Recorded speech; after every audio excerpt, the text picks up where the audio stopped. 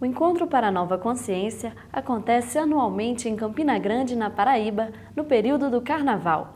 É sem dúvida o maior fórum latino-americano que reúne representantes das diversas religiões, tradições e ciências, onde se discute o pensamento da cultura emergente. Hoje, a União Planetária, em parceria com a Sociedade Teosófica, apresenta um dos palestrantes do evento, Ricardo Lindemann, presidente da Sociedade Teosófica no Brasil. Ele abordará o tema a educação como base da construção da cidadania mundial. É um prazer estar novamente em Campina Grande e ver como tem crescido esse movimento pela nova consciência, porque ele realmente é um exemplo a ser seguido pelo mundo inteiro. Esse evento tão singular, com um espírito tão espontaneamente teosófico. Meus queridos, vocês devem saber que a senhora Blavatsky é a vovó fundadora da nova era, né? E, portanto, é uma responsabilidade difícil falar em nome da Sociedade Teosófica numa ocasião como esta. E eu até vi uma homenagem a ela aqui, dizendo que especificamente o sonho de tornar-se um Deus tornou-se bem influente na nossa sociedade, graças à mãe da teosofia, Helena Blavatsky. Eu acrescentaria da teosofia moderna, porque a teosofia antiga de Plotino, Amônio Sacas, já existe desde o século III da nossa nova era, né? Conhecida como uma das fundadoras do movimento da nova era. Essa ideia é realmente muito importante, esse sonho do homem tornar-se um Deus. Ele é para nós um ponto fundamental, justamente porque até mesmo Jesus disse isso. Vocês devem lembrar talvez daquela passagem em João 10, 34, quando a Escritura diz que ele teria dito, citando o Salmo 82, 6, portanto ele estava referindo às Escrituras judaicas: não está escrito na vossa Escritura, sois deuses? Dizem que porque ele citou essa questão, aliás, antes ele tinha dito em João 10, 30, eu e o Pai somos um. Parece que essa ideia foi considerada blasfema naquela época e quiseram apedrejar Jesus. Em outra ocasião, parece que ele disse, antes de Abraão ser, eu sou, e de novo quiseram apedrejá-lo, porque como que um jovem de 30 anos poderia ser mais antigo do que Abraão?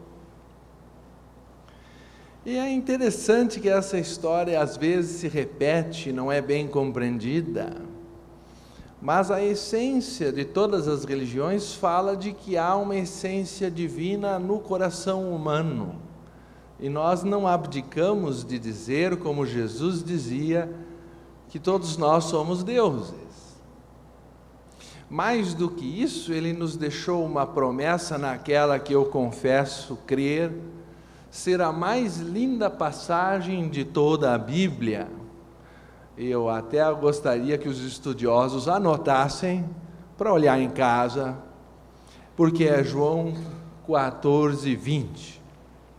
Para mim não há nada mais lindo na Bíblia inteira do que João 14, 20. Ele disse, naquele dia sabereis que eu estou em meu Pai e vós em mim e eu em vós. Portanto, ele não disse apenas que ele e o Pai eram um, como se fosse uma coisa, algo assim, se poderia dizer, pessoal. Mas ele deixa assim uma promessa que em algum dia todos nós descobriremos que essa grandeza é universal, que todos nós fazemos parte de uma vida una, de uma unidade universal. E por isso ele insistia, e eu volto a citar, João 10:34, não está escrito na vossa escritura, eu disse, vós sois deuses. Ele chega a dizer também, sede, pois, perfeitos como vosso Pai que está nos céus é perfeito. Então, essas indicativas nos dão a certeza de que Jesus concordaria conosco em dizer, se esse é o espírito da nova era, que todos nós somos deuses. Agora, até chegarmos à plena manifestação dessa nossa divindade interior, isto às vezes exige de nós um certo percurso, uma certa jornada de amadurecimento na escola da vida, e por isso nós escolhemos esse tema da educação, porque provavelmente nós viemos a esse mundo para sermos educados na escola da vida. E é para isso, creio, por isso nós estamos aqui hoje. E era o próprio apóstolo Paulo que também reforçava isso em Efésios 4:13, quando dizia, até que todos nós cheguemos à unidade da fé e ao conhecimento do Filho de Deus, ao homem perfeito, à plena medida da estatura do Cristo, e não me parece que isso seja pouca coisa, ou um deusinho menor, a plena medida da estatura do Cristo, e por isso não me parece que seja possível fazer isso apenas num trajeto de uns 70, 80 anos, com muita sorte 90, raramente alguém aqui tem um parente com 100 anos de idade. Temos um, vocês vejam que para esse salão, salvo a minha visão está ofuscada, não é muito comum alguém chegar à casa dos 100 anos. Então, meus queridos, me parece difícil numa trajetória tão curta chegar à plena medida da estatura do Cristo. E me parece muito importante que nós encaremos esse processo evolutivo à luz da sua grandeza. E assim, em Mateus 5:40, vocês podem encontrar aquela passagem que diz que o discípulo é menor que o mestre, mas quando o discípulo se torna perfeito, ele se torna igual ao mestre. Essas passagens não costumam ser muito citadas na tradição bíblica, porque elas caracterizam uma interpretação diferente da tradicional. E, mais do que nada, se nós formos procurar aqui, por exemplo, aquela passagem, se não me equivoco, em Coríntios, mas falamos a sabedoria de Deus oculta em mistério, a qual Deus ordenou antes dos séculos para a nossa glória, a qual nenhum dos príncipes desse mundo conheceu, porque se a conhecessem, nunca crucificariam ao Senhor da glória. Sabedoria de Deus, no original desse texto, a carta aos Coríntios foi escrita em grego, nós entendemos que houve uma tradução não muito boa nessa edição, como na maioria.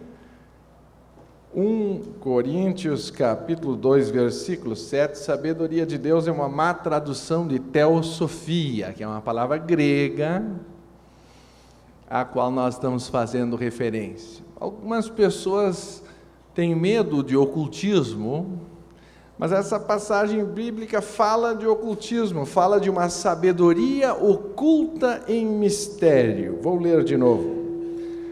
Mas falamos a sabedoria de Deus oculta em mistério, a qual Deus ordenou antes dos séculos para a nossa glória. Então nós estamos nos referindo à essência comum de todas as religiões, àquele coração de onde todas as religiões vieram, ou, se vocês me permitirem, que todas as religiões têm em comum, que é o seu lado oculto, que é o seu coração essencial. Alguns resistem a isso, acabamos de citar uma passagem bíblica, existe outra da tradição cristã atribuída ao próprio Cristo, para quem acha que Paulo pode ter se equivocado. Em Marcos 4:11, Jesus dizia aos seus discípulos, quando o interrogaram: a vós vos é dado conhecer os mistérios do reino de Deus, mas aos que estão de fora essas coisas se dizem por parábolas, para que vendo vejam e não percebam, e ouvindo ouçam e não entendam, e não se convertam e não lhes sejam perdoados os pecados. Uma passagem que alguns consideram muito misteriosa, provavelmente poucos de vocês ouviram, porque as passagens misteriosas da Bíblia não costumam ser frequentemente recitadas. E talvez fique mais claro a explicação subsequente em Marcos 4, 33, 34, portanto no mesmo capítulo, quando é dito: e por meio de parábolas tais ele falava às multidões, segundo tinham capacidade de compreender, mas aos seus discípulos em particular revelava todas as coisas. Então, evidentemente, havia dois níveis de ensinamento cristão. Um exotérico, parabólico para as massas, segundo a sua capacidade de compreensão. Outro esotérico, interno, oculto, para os discípulos escolhidos, que ele entendia terem capacidade de despertar alguns poderes a mais e auxiliá-lo na sua difícil tarefa de ajudar a humanidade. Mesmo assim, parece que houve algum deslize e um deles o traiu, apesar de terem sido escolhido a dedo. Então vocês vejam que realmente o ocultismo é uma coisa complicada, e falar em nome da autora do Ocultismo Prático, a senhora Blavatsky, que o publicou em 1888, poucos meses antes da Doutrina Secreta, que é a sua obra magna, é uma tarefa difícil. Eu acho que a função de uma palestra é despertar o entusiasmo das pessoas pelo assunto.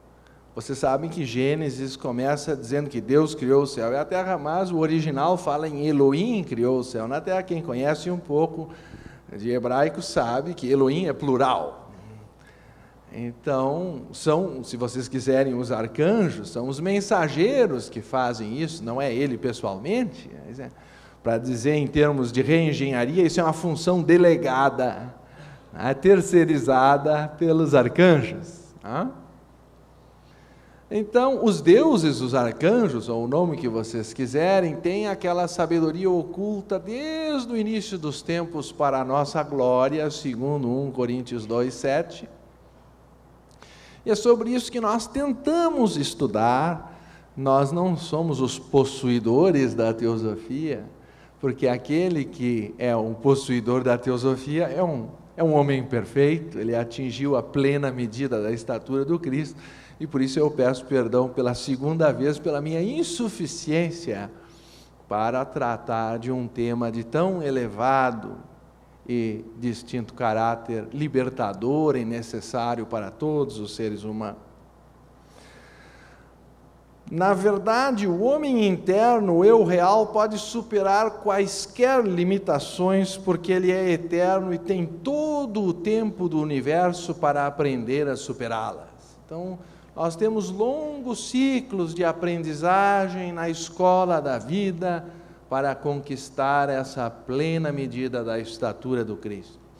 Quando perguntaram ao Sr. Leadbeater qual era, e ele era um discípulo treinado pela Sra. Blavatsky, qual era a síntese da teosofia, eu fiquei impressionado, embora toda a síntese seja, vamos dizer, um pouco capenga, não é? Ele conseguiu reduzir a teosofia a 3 frases. Então, para quem eventualmente aceitar que essa é uma versão, e não existe uma versão oficial do que seja a teosofia, mas tentando traduzir teosofia em 3 frases, eu pediria a atenção de vocês. A primeira, que a alma do homem é imortal. Segundo, que Deus é bom. E terceiro, que nós colheremos aquilo que semearmos. Então, essa é a essência da teosofia, não há maior dificuldade de compreendê-la, aparentemente. Dizem que a teosofia é um oceano, isso era quem dizia, era a doutora Annie Besant, que introduziu Gandhi na política. Não sei se você sabe que Gandhi era membro da Sociedade Teosófica, também era membro da Sociedade Teosófica Thomas Alva Edison, e graças a ele a nossa palestra aqui é iluminada por essas lâmpadas. E que William Crookes, que foi o descobridor dos tubos anódicos e catódicos, nos quais Thomson, em 1897, isolou o elétron, era membro da Sociedade Teosófica, e graças a ele nós temos os vídeos de televisão, dos computadores, que estão nos auxiliando a gravar esse trabalho. E, enfim, para vocês verem como a Sociedade Teosófica é a vovó da nova era. Por enquanto, eu vou me ater à questão de quais são as condições necessárias para que a educação possa gerar um espírito de cidadania mundial. Então, o quarto ponto é que nós temos todo o tempo do mundo para chegar a isto. Eu espero que a gente chegue o quanto antes, porque quanto mais tempo demorar, mais nós vamos sofrer. Existe uma passagem na tradição hindu, nos Yoga Sutras de Patanjali, no aforismo 2.16, que tem 2.600 anos, e que afirma: o sofrimento que ainda não chegou pode e deve ser evitado. E para que nós possamos evitar o sofrimento, nós temos que conhecer a sua causa. E todos são unânimes nas grandes religiões em considerar que a causa do sofrimento é a ignorância, ou, se vocês quiserem, a inconsciência, a falta de percepção da verdade. E também Jesus dizia: conhecereis a verdade e a verdade vos libertará. Outra coisa que eu acho muito importante dizer aqui é lembrar que esse assunto não é simples. Então, a doutora Annie Besant dizia que a teosofia tem baixios, como um grande oceano tem baixios, onde até uma criança pode andar, fazer seus barquinhos e brincar na beira da praia sem correr perigo nenhum. Mas ela também tem profundidades em que os gigantes são obrigados a nadar porque não alcançam o pé no fundo. Tá? Então, quem quiser saber o que é isso, pode ler a Doutrina Secreta em 6 volumes e vai entender do que nós estamos falando. Mas, se quiserem ficar nos baixios, eu repito, né? A alma do homem é imortal, Deus é bom e nós colheremos aquilo que semearmos. Ele não é culpado pelo nosso sofrimento é oriundo da nossa própria ignorância. Platão dizia na República, livro 10º, Deus está inocente nisso. Ele diz: a responsabilidade é de quem escolhe, Deus está inocente nisso. Na verdade, ele estava falando do sorteio de cada vida no regaço da Virgem Láxis, que era feito antes de nascer, a partir das virtudes desenvolvidas nas vidas anteriores. Então ele dizia: a escolha da virtude ou da não virtude é pessoal, a responsabilidade é de quem escolhe, Deus está inocente nisso. Então, meus irmãos, vamos ver um outro item que eu acho extremamente importante, que a verdadeira educação é semelhante ao cultivo de um jardim. Não estamos, na realidade, ensinando ou criando alguma coisa, nós estamos apenas nutrindo as boas sementes e estimulando-as a crescer e florescer. Então, por favor, Sociedade Teosófica não tem gurus, não tem mestres, não tem ninguém para ensinar nada para ninguém, porque não existe essa coisa de uma pessoa ensinar para outra. Vocês conseguiram ensinar alguma coisa para os filhos de vocês? Ou às vezes vocês têm uma sensação de se perguntar, onde foi que eu falhei? Porque não se ensina, as pessoas é que aprendem. Nós podemos e devemos, creio, ser nobre a função de catalisarmos a aprendizagem, de sermos aceleradores, facilitadores de um processo, e era o que Sócrates chamava de maiêutica, ele era o partejador das ideias. Então nós podemos ajudar com certeza as pessoas a acelerar seu caminho em direção à sabedoria, mas nós não podemos aprender por elas e nem sequer temos a pretensão de ensinar qualquer coisa, porque se vocês querem colocar água numa xícara que está cheia, ela apenas transborda. Não sei se vocês conhecem aquela historinha zen. O discípulo queria muito aprender com o mestre e não parava de falar.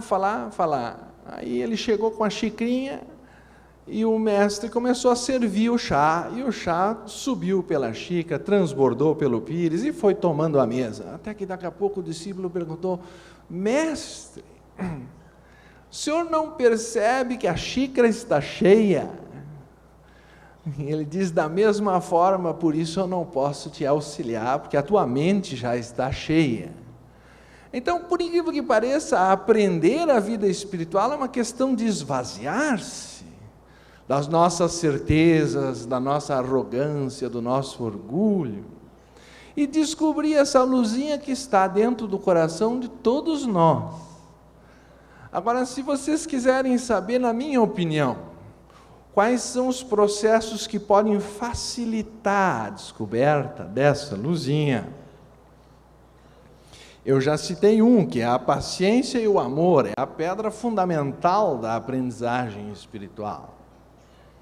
Mas eu vou citar o final desse magnífico livro, Aos Pés do Mestre, ou nem tanto o final da nossa interpretação, e se eu pudesse fazer um marketing, sugerindo que o livro mais importante que eu traduzi na minha vida foi essa coisinha pequenininha de 64 parágrafos, que eu li pela primeira vez quando eu tinha 13 anos, e nunca imaginei que eu teria a honra de um dia refazer a tradução, porque as outras traduções já perderam umas 5 frases desde a primeira edição, em 1910.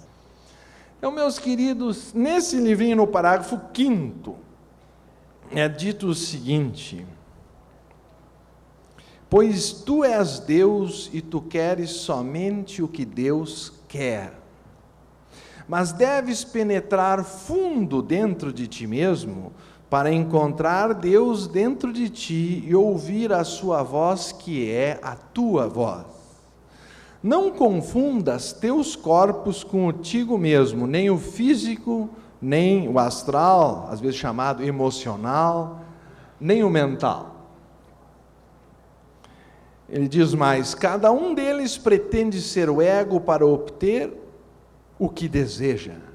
Precisas, porém, conhecê-los todos e conhecer-te a ti mesmo como o Senhor deles.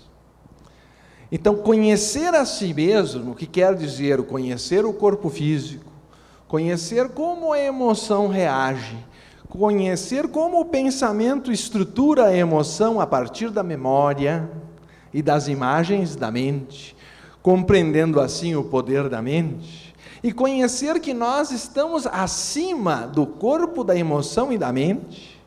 Isso é autoconhecimento. Isso não se faz num fim de semana, nem nos poucos minutos que me restam.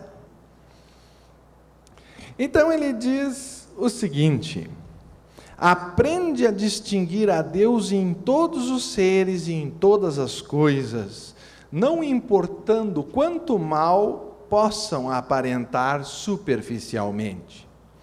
Podes auxiliar o teu irmão através do que tens em comum com ele, que é a vida divina. Aprende como despertá-la nele, aprende a invocá-la nele, e assim tu salvarás teu irmão do erro, ou, se vocês quiserem, do sofrimento que é a consequência. Essa é, no nosso entender, o objetivo da educação. O processo é perceber que nós, na verdade, não educamos ninguém, nós estamos lá num jardim acelerando o crescimento das flores da sabedoria. Então eu vou ler para vocês outra passagem que é a primeira coisa que eu acho que se deve ensinar para uma criança, e, portanto, talvez seja a mais importante. Tem a ver com o primeiro objetivo da sociedade teosófica: formar um núcleo da fraternidade universal da humanidade, sem distinções de raça, credo, sexo, casta ou cor. E, portanto, se não há distinção de credo, eu acho que já está implícito o princípio da liberdade de pensamento no qual trabalhamos. Então, meus queridos, volto a dizer, a frase essencial é que a essência da educação é que ela deve despertar discernimento. O que é discernimento? In sânskritu, viveka.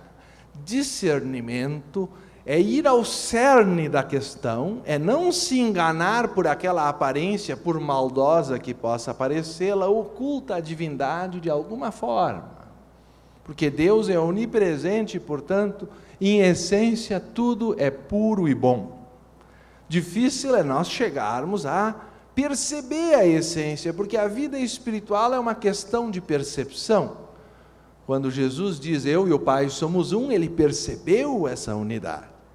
E ele vivia em conformidade a tal ponto que quando quiseram crucificá-lo, aliás, parece que a coisa de alguma forma aconteceu, né? Ele respondeu, Senhor, perdoai-os, porque eles não sabem o que fazem. O que quer dizer que ele compreendia a ignorância daqueles que o atacavam. Isto é para quem atingiu o último grau dessa unidade e percebe que todos nós somos irmãos, e isso é a essência da fraternidade universal. Então, nós vamos também verificar que, essencialmente, o Aos Pés do Mestre diz, o que é realmente importante é este conhecimento, o conhecimento do plano de Deus para os homens, pois Deus tem um plano e esse plano é a evolução. Quando o homem o tiver visto uma vez e realmente o conhecer, não poderá deixar de cooperar com ele, tornando-se uno com ele, por ser tão glorioso e tão belo. Assim, porque sabe, ele está ao lado de Deus, mantendo-se no bem e resistindo ao mal, trabalhando para a evolução e não por egoísmo. Se está ao lado de Deus, é um dos nossos, e não tem a menor importância que ele se denomine hinduísta ou budista, cristão ou maometano, se é um indiano ou um inglês, um chinês ou um russo. Então, não nos importa qual é a nacionalidade ou a crença de qualquer pessoa, ou se talvez ela não tenha crença nenhuma e consiga nesse mundo não ter nacionalidade, o que é difícil, porque ela é imposta. Se ela realmente tem a percepção da unidade, da fraternidade, ela está ao lado de Deus trabalhando pelo bem. Então, discernimento é perceber além da superfície da religião. O lema da sociedade teosófica é: não há religião superior à verdade. É o lema do Maharaja de Benares, Satyam Nasti Parodharmaha. É muito antigo esse lema, esse moto, né? A segunda coisa a enfatizar é que esse discernimento ou inteligência espiritual tende a agir como um antídoto contra os pensamentos falsos. Então eu vou ler para vocês o que é discernimento e por que a liberdade de pensamento é tão importante. Diz assim: precisas distinguir entre a verdade e a falsidade. Primeiro, em pensamento, isso não é fácil, pois há no mundo muitos pensamentos falsos, muitas superstições insensatas, e ninguém que estiver escravizado por eles poderá fazer progresso. Portanto, não deves acolher um pensamento simplesmente porque muitas outras pessoas o acolhem. Tu tens de pensar sobre a questão por ti mesmo e julgar por ti mesmo se ela é razoável. Lembra-te que, embora 1 milhar de homens concorde sobre um assunto, se eles não souberem nada sobre aquele assunto, a sua opinião não tem valor.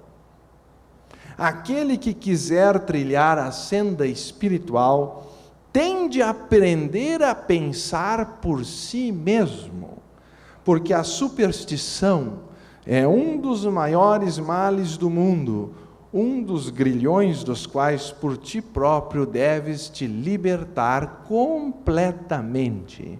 Portanto, sem sabedoria, no sentido espiritual da palavra, sem libertar-se da superstição, a verdadeira religião é impossível. Porque em nome de Deus nós vamos cometer os maiores delitos. Então, Dr. Ernie Besant dizia que há 2 grandes inimigos da verdadeira religião. Um é a superstição, ou o fanatismo, se vocês quiserem. O outro é o ceticismo. E é difícil saber qual dos dois é pior. E a humanidade geralmente se encaminha para esses 2 extremos, mas o áureo caminho do meio, que é o da tolerância e da paz, que é o do livre pensar, que é o da busca da verdade, destemida, corajosa, mas bem intencionada e amorosa, porque nós só deveríamos dizer o que é verdadeiro, amável e útil. E eu considero essa uma disciplina iógica dificílima, porque dizem que quem controla a palavra controla também a mente. Isso é do budismo, do hinduísmo, e no cristianismo também se encontra isto. Então vejam bem, se nós somos verdadeiros, nós estamos em harmonia com o Pai. Se nós somos amorosos, nós estamos em harmonia com o Filho. Se nós somos úteis, nós estamos em harmonia com o Espírito Santo. Ou se vocês quiserem, os hinduístas chamam isso de Shiva, Vishnu e Brahma, respectivamente. Os egípcios chamam isso de Osíris, Horus e Ísis, respectivamente. E as trindades são abundantes, por isso que o segundo objetivo da Sociedade Teosófica é encorajar o estudo de religião comparada, filosofia e ciência. E nós vamos verificar que quanto mais nós estudarmos o estudo de religião comparada, filosofia e ciência, mais nós vamos descobrir que todas as religiões no seu coração são, na verdade, só uma coisa. E essa é a essência da teosofia na sua parte expositiva, talvez. As doutrinas fundamentais de todas as religiões se comprovarão idênticas em seu significado esotérico ou interno, uma vez que sejam desagrilhoadas e libertadas do peso morto das interpretações dogmáticas, dos nomes pessoais, das concepções antropomórficas e dos sacerdotes assalariados. Mas existe o ponto mais importante da palestra de hoje, quero crer, que é como usar a mente como um antídoto para os pensamentos falsos. Na verdade, nós temos que enfocar a atenção do estudante em educação naquilo que Platão chamava o bom, o verdadeiro e o belo. Porque se nós focarmos a mente no que é bom, verdadeiro e belo, que é eterno, o resto que é transitório, no devido momento passará. Ou se vocês preferirem, dos Yoga Sutras, quando a mente é perturbada por pensamentos impróprios, a constante ponderação sobre os opostos é o remédio. Nós não temos que ficar lutando contra o mal. Por quê? Porque se vocês lutarem contra o mal, ele fica mais forte. Então, também é dito, a prática ininterrupta do percebimento do real é o meio para a dispersão de avidya ou da ignorância. Então, como é que nós vamos conquistar a sabedoria? Descartando tudo que é falso. Esse é o primeiro estágio da busca da sabedoria. Nos libertar dos preconceitos, nos libertar das superstições, nos libertar dos nossos egoísmos, dos nossos raciocínios mesquinhos, porque apesar de nós sermos deuses, nós temos uma parte animal que nem sempre entendeu isso ainda, e leva um pouco de tempo para ela ser domesticada, ou trabalhada, lapidada, o que não pode ser feito com violência, senão o bicho empina, fica chucro, dá coice em todo mundo que fica ao redor. O professor Hermógenes, que foi nosso vice-presidente nacional tantos anos, ele costumava dizer que as pessoas não devem vestir o camisolão da austeridade.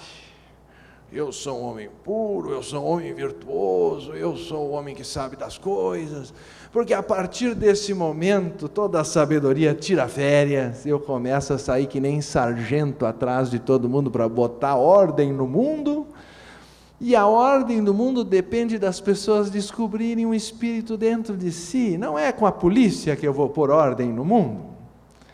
E aqueles que acham que os fins justificam os meios, aqueles que acham que fazendo uma revolução eles vão melhorar as coisas, eles se equivocam porque eles estão incentivando o crime, a violência.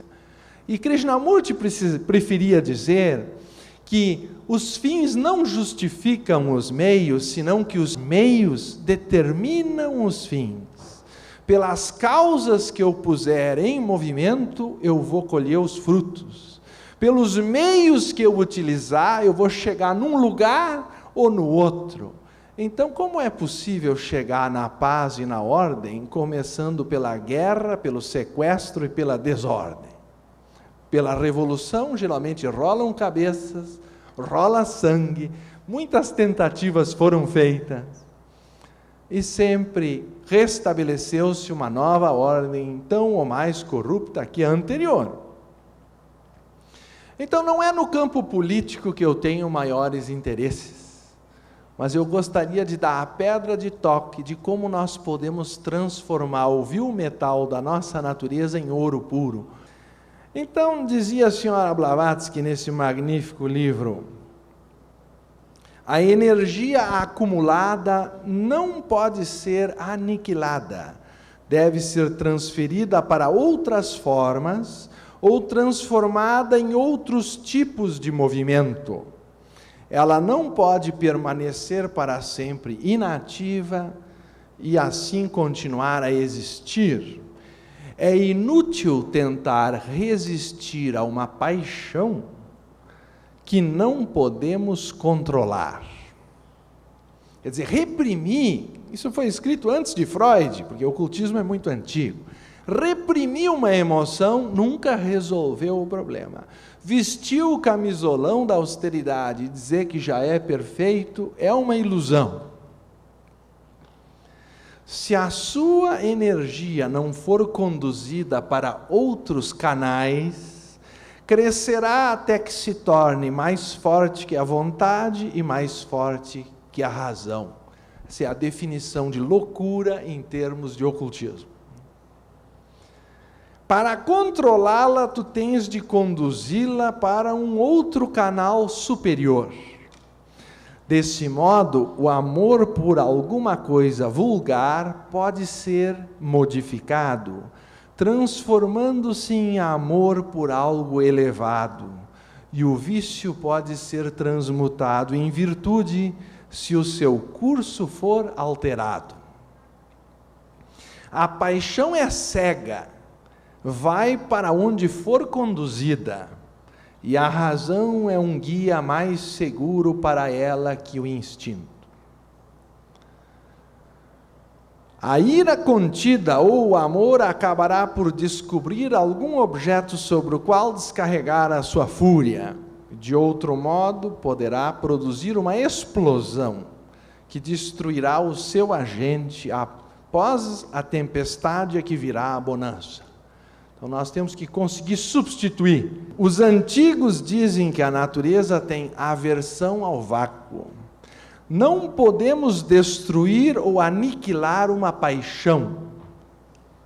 Se ela for expulsa, outra influência elemental tomará o seu lugar. Aí eu me livro de um tipo de egoísmo, aparece outro. Eu sufoco um, ele aparece pior do que estava antes. Não deveríamos, portanto, tentar destruir o inferior sem pôr algo em seu lugar. Mas, de fato, deveríamos substituir o inferior pelo superior, o vício pela virtude e a superstição pelo conhecimento. Meus queridos, para chegarmos à paz, nós temos que substituir a guerra pela paz. Não há como com a guerra chegar à paz, usar a guerra para com a guerra chegar à paz. Eu não posso usar a ignorância para chegar à sabedoria, eu não posso usar a superstição para chegar à verdade. Eu primeiro preciso descartar a ignorância, a guerra, a violência, substituindo ela pela sabedoria, pela paz, pelo amor. Eu gostaria de mais uma vez agradecer a todos pela oportunidade, porque são um exemplo para o Brasil e para o mundo. Muito obrigado. No nosso próximo programa estaremos apresentando o projeto Paz pela Paz, com o escritor espírita Clóvis Nunes. Encerramos o programa de hoje com um momento de arte que aconteceu no Encontro para a Nova Consciência. Muito obrigada pela acolhida. Eu gostaria de agradecer desde já esse convite, que nos honra muito. Dizer que é uma satisfação enorme estarmos aqui. E essa música é uma música do grande Nando Cordel, Paz pela Paz, que é considerado o grande.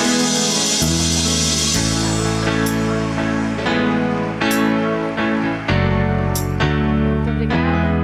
Eu gostaria de contar com o coro de vocês, com as vozes de vocês.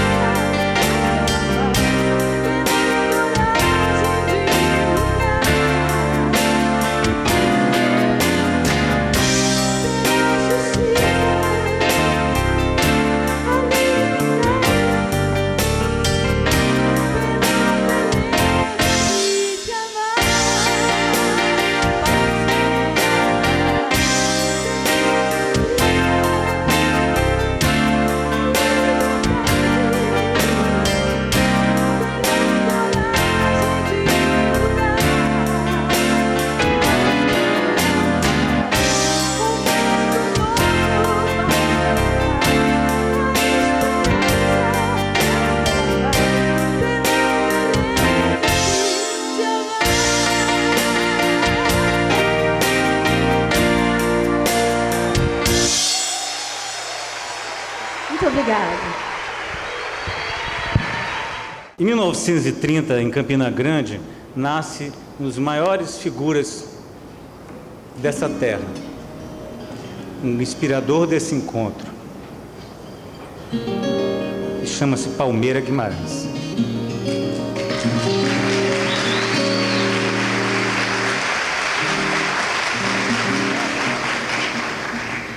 Ele já se foi há tem uma porção de anos. Ele foi monge budista. Ele foi uma pessoa de uma poesia muito ligada ao povo. Ele fez a letra do Último Pau de Arara. Palmeiras, e aqui homenageia a sua família e a sua esposa que está aqui presente. E a toda Campina Grande, que tem que ter orgulho de ter um grande poeta como ele, um grande ser. Ele escreveu A Vida de Buda em Cordel, e é a maior contribuição que foi dada sobre o budismo no Brasil, que nós estamos querendo reeditar. E é tão oportuno a voz de Palmeiras nesse momento, porque ele escreveu a prece pela paz. E a gente está falando de tolerância e paz, então queria que vocês ouvissem o que ele fala, na linguagem dos poetas daqui.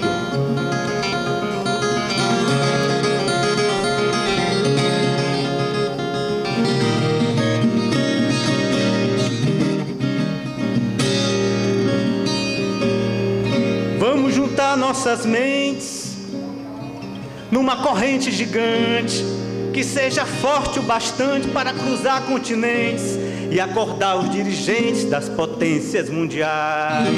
Que as nossas ondas mentais transformem-se em vibrações e acendam nos corações a chama imortal da paz. Ei, Palmeiras!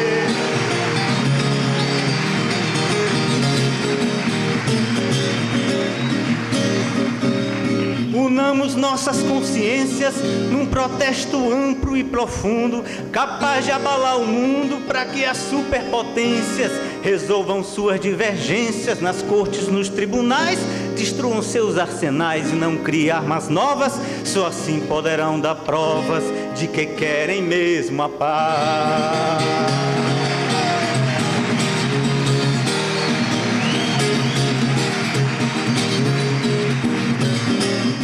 Mas não bastam orações, discursos, frases, projetos.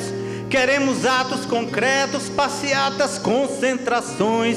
Vamos às televisões, rádios, revistas, jornais, empunhando memoriais contra as guerras fraticidas que ceifam milhões de vidas e torpedeiam a paz.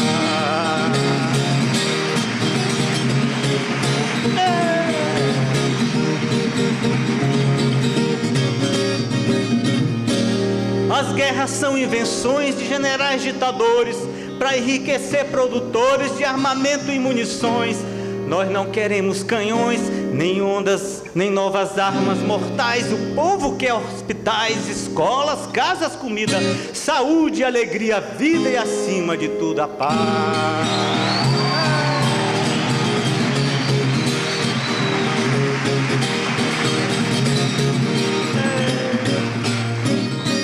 Cansados de hipocrisia, os povos do mundo inteiro exigem um paradeiro dessa eterna guerra fria que reproduz a agonia. Hiroshima, Vietnã, Iraque, Afeganistão, Irã são como um campo minado e o mundo dorme assustado sem saber se há amanhã.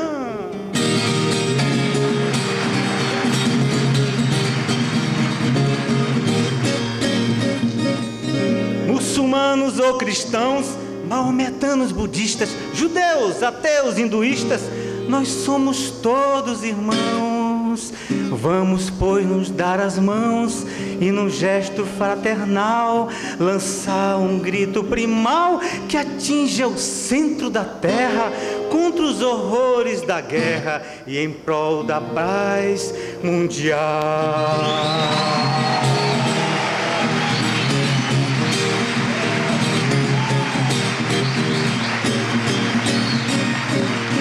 E ele também me inspirou o seguinte: só quando a gente percebe que o outro é também você, a gente encontra o porquê em pedra, em bicho e em planta.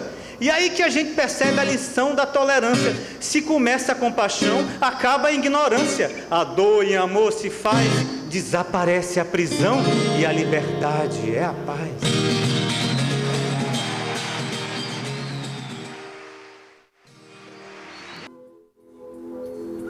Dizem que sou louco por pensar assim.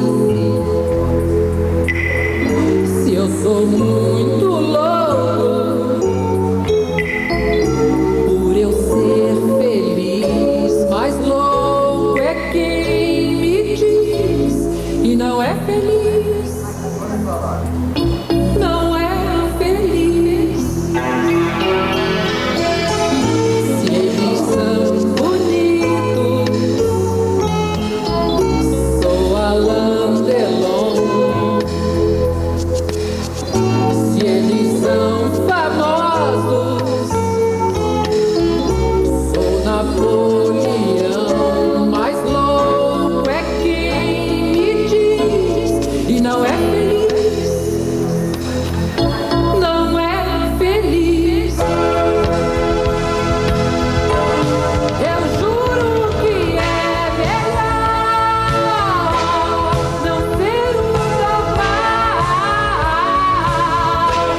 Se eu posso pensar que Deus sou eu.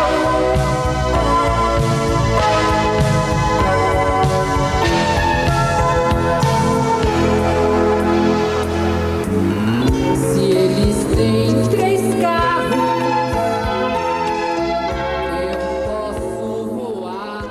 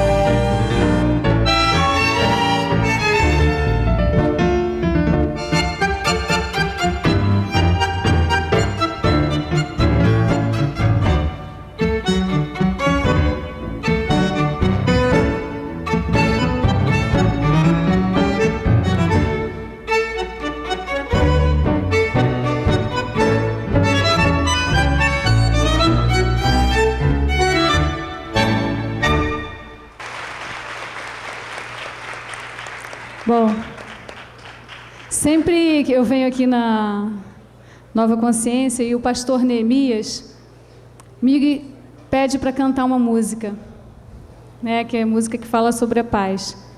Eu falo, mas senhor tem certeza? Ele fala, não, essa música, para mim está sendo o tema da Nova Consciência, que fala, quem for de paz pode chegar, que a fala aqui é só de fé. Então, nós temos que apostar no sonhador. Então, vamos apostar em nós. Nós temos que ser os sonhadores da paz. E essa música é em homenagem a cada um que sonha em ter paz.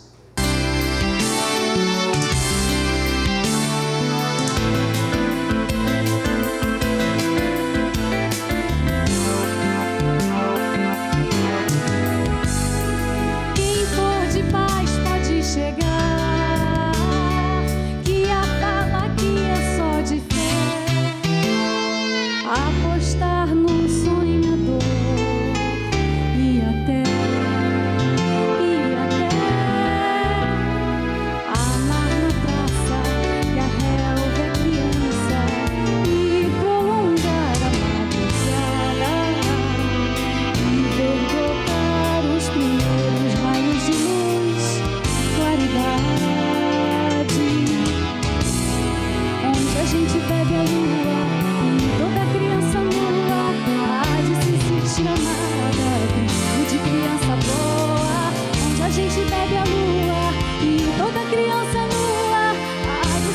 te amar.